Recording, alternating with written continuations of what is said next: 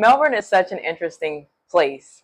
The ongoing joke here about the weather is that you can get all four seasons in one day. And I definitely feel like I'm experiencing that. Sometimes I go out in the morning and it is like winter. And then if you go out midday, you feel like it's summer. And then by the evening, it's fall. You literally can get all the seasons in one day. The interesting thing is that I have experienced more cloudy days in this last week or so that I've been here, more rain in this last week or so that I've been here than I have experienced in the last 2.5 years of being in Dubai. It is always like summer in Dubai. I rarely see overcast days there. Even when it's cloudy there, you're looking like, oh wow, because we don't see it that often. But here I've been going through all the seasons in the last, week and a half. Pretty interesting. One of the other things that I've noticed here is that when I'm on the streets and I'm just walking down the street, I'm really praying and trying to get a sense in my spirit about the culture here and just the spiritual atmosphere. And I really sense like a feeling of just being lost. Even though I live in a Muslim nation, I don't sense that there. And I think it's because at least people there have a faith. They're not praying to my God, but they're praying to a God. They're praying to something outside of them and something greater than them. But in Melbourne, I get a sense that people are just lost. There is nothing outside of them, no greater thing outside of them that they have a connection to. And that makes my heart hurt. I've had a couple of people ask me, why am I here? And when people ask me that, it's always interesting because I'm so private that I don't usually like to tell people anything about me, even when they ask in that manner. But I also think to myself, would they even understand if I say that I'm here for ministry? And I'm asking the Lord and saying, God, what do I even tell people? But realistically, the only real good answer is that I'm here for ministry, because I literally bought a one-way ticket to come here for ministry.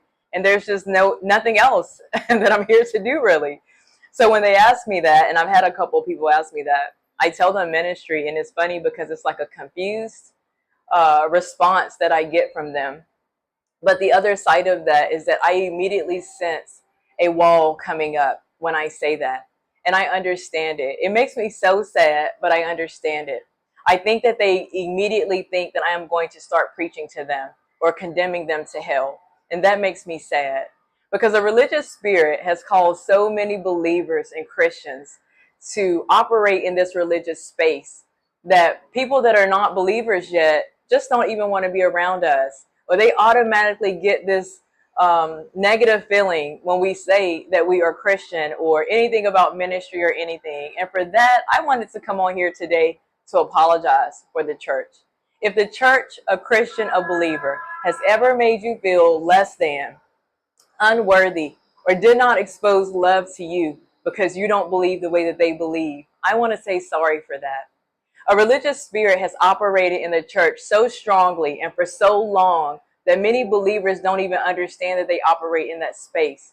But if we are not causing you to see love, and we're not operating with God, do you know that the Bible talks about Jesus being so fly that sinners wanted to be around him? They were coming to him to eat with him and to hang out, even to the point that the disciples were like, what are you doing with them? But they wanted to be around God. They wanted to be around Jesus because he was so fly. And anytime we find that they don't want to be around us, but they run away from us, then we're not exposing God to them. And that makes me sad. So if you've ever been made to feel some kind of way by a Christian, by someone that is representing God, I want to apologize to you, because that's not who God is. And I pray that you will begin to see who Jesus really is, because he is so cool, he is so fly, and if you ever meet him, you will always want to be in his presence.